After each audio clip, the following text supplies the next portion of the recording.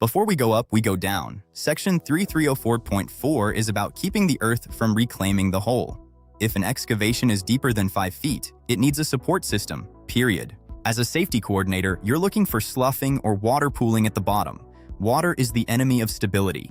If the SOE looks bowed or the timber is cracking, you get everyone out. What went wrong? The vibration collapse. A crew in Brooklyn was digging a foundation next to a subway line. They didn't account for the vibration of the trains in their SOE design.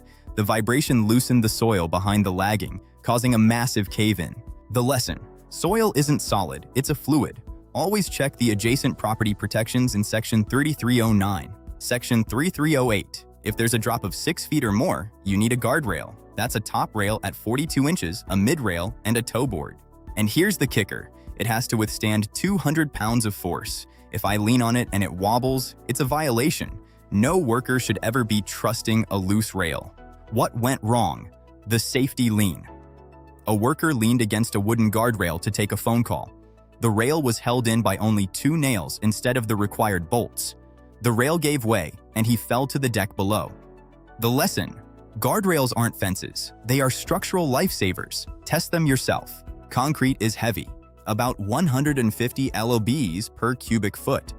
Section 3305 says the formwork must be designed by a PE for anything significant.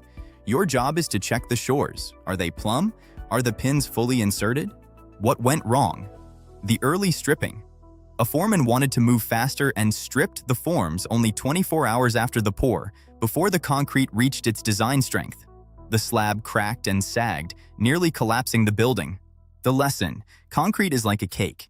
If you take it out of the oven too early, it falls. Wait for the lab results. Once the building hits 6 stories, Section 3308 says the cocoon has to go up. Horizontal nets must stay within 2 stories of the working deck. This isn't just for debris, it's to catch a man. If the nets have holes or are clogged with trash, they won't catch anything. They'll just act like a trampoline and bounce the hazard further out. What went wrong? The clogged net. A horizontal net was filled with scrap wood and empty coffee cups. When a worker fell, the debris punctured his harness. The lesson: a dirty net is a dangerous net. Keep them clear. Housekeeping again, but with a twist. Section 3303 says you can't store material within 10 feet of an unenclosed perimeter.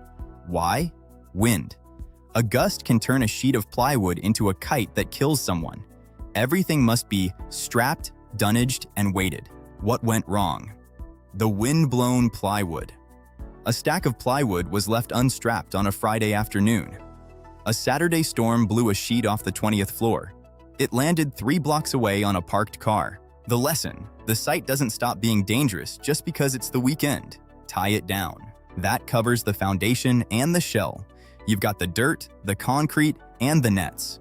Next, we're going into BC 3310, the site safety plan. This is where you learn how to read the war map of the construction site. Keep those slides moving. You're building a solid course here. Stay safe.